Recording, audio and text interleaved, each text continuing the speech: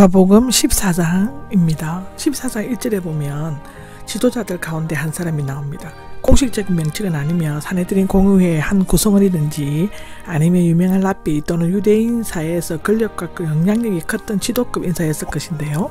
예수님께서 바리새인의 초청을 받으신 것은 세 번째입니다. 유대인은 안식일에 종종 잔치를 마련하여 사람들을 초대하는 간섭이 있었는데요. 음식은 그 전날에 준비해야만 했다고 합니다. 출애굽기 16장과 느헤미야 8장에 보면 나옵니다. 유심히 지켜보았다는데 미할례형으로서 계속 지켜보다 함정에 빠뜨리려고 빈틈없이 관찰하다의 의미고요. 이것은 지금부터 이 바리새인의 악의적인 동기를 가지고 예수님을 초대했음을 암시하고 있습니다. 바리새인들의 위선적인 행위에 능숙했으며 겉으로는 친구인 척하면서 속으로는 허물 잡아 죽이려는 음모가 가득 차 있었다고 합니다. 그들은 앞서 예수님 내쫓기를 위해 평소 원수시했던 헤롯에게도 협력했다고 하는데 예수님께서는 이런 초청이 얼마나 위험한지를 잘 아셨으면서도 너그럽고도 용서하시는 마음으로 기꺼이 응하셨다고 하고요.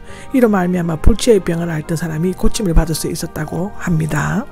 2절입니다. 2절을 보면 수종병 환자가 나오는데 물에서 비롯되었고 히포크라테스 이후 사용된 후기 헬라어의 의학용어이며 이곳에만 나오고 있습니다.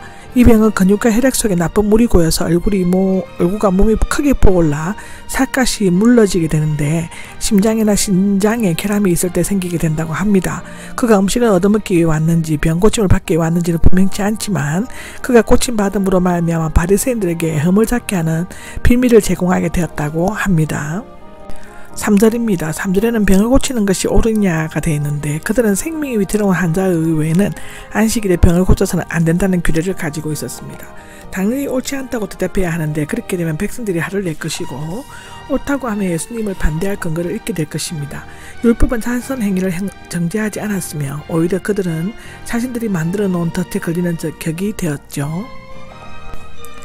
4절에 보면 잠자코 있었다가 나옵니다. 그들은 능숙한 달변가들이었고 박학한 율법학자들이었지만 아무 말도 하지 않았고 할 수 없었다고 합니다. 5절을 보면 아들이 나오는데 어떤 사본에는 나귀로 되어 있습니다. 율법에는 인간과 동물에 대해 각기 아들과 서로 언급하고 있는데 신명기 5장 14절에는 그렇습니다. 예수님께서는 행하신 일을 그들이 정한 랍비 해석에 비추어 볼 때 불법이었는지 율법적으로는 합법적이었습니다. 사실상 바리새인들은 수종병 걸린 사람들보다는 자신의 아들이나 소를 더 중요시했기 때문에 예수님께서는 하시는 일을 소리 없이 지켜볼 수밖에 없었다고 합니다.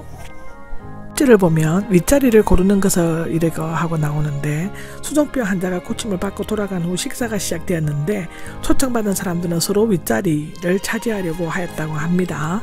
유대인들의 잔치석은 D형으로 되어 있고 터진 쪽으로 무릎꾼이 식사시종을 들었습니다. 각면에는 3명, 헬라식은 2명이 앉게 되어 있고 중앙이 윗자리, 왼편이 두 번째 자리, 오른편이 세 번째 자리였다고 합니다. 신분이나 지위에 따라 자리가 예정되었는데 바리새인들은 은근히 윗자리에 앉으려고 치열한 경쟁을 벌였다고 합니다. 9절입니다. 9절에 보면 끝자리로 내려가 앉게 될 것이다가 나오는데 되게 존귀한 사람은 나중에 오는 것이 관례였습니다. 이때 윗자리에 앉는 사람은 자리를 양보해야만 하고 그렇게 되면 부끄러워하며 끝자리로 가게 될 것입니다. 윗자리는 내가 앉는다고 존경받는 자리가 되는 것은 아니라 자신이 가치 있고 존경받는 사람이 되면 자연히 앉는 그 자리가 윗자리가 될 것입니다. 10절에는 끝자리에 가서 앉으라가 나옵니다. 겸손한 태도로 낮추어질 위험이 없을 뿐만 아니라 더욱 높여지는 길이 되기도 하지만 만일 자기가 윗자리에 앉게 될 것을 기대하고 끝자리에 가서 앉아 있으면 그것은 겸손이 아니라 위선입니다. 사람이 자신을 겸손하게 하는 길은 십자가에 달리신 예수님을 항상 바라보는 길인데 그는 하나님의 동등한 지위와 모든 영광을 내버리고 이 땅에 내려오셔서 종이 되시고 죄인이 되시어 심지어 사형수가 되셨습니다. 그러므로 하나님께서는 그를 높여 모든 이름 위에 뛰어난 이름을 주셨다고 빌립보서 2장 6절과 9절에는 얘기하고 있습니다. 11절에는 높이는 사람과 낮추는 사람이 있습니다. 예수님께서 자주 말씀하신 교훈이며 성경의 기본적인 원리인데요.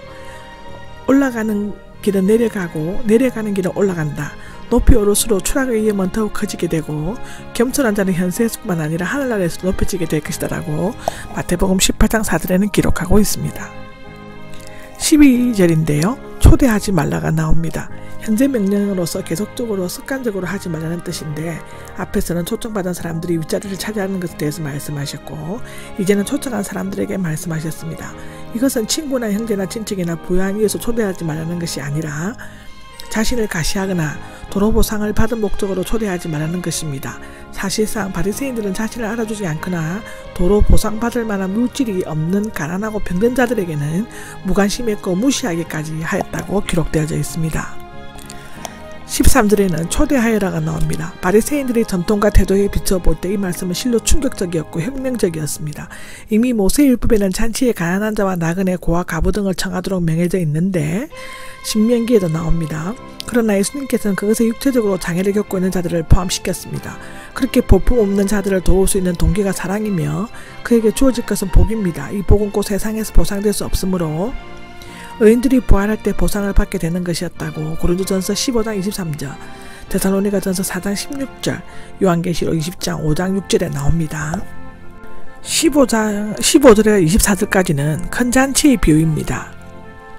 마태복음 22장에 있는 왕의 아들의 혼인 비유와 비슷하지만 오히려 차이점이 더 많습니다. 첫째로는 마태의 이야기는 여러 천국 비유 중 하나로 예루살렘 말씀하신 것이고, 누가의 것은 베레아에서 바리새인들이 지도자 집에서 초대받으실 때 말씀하신 것입니다.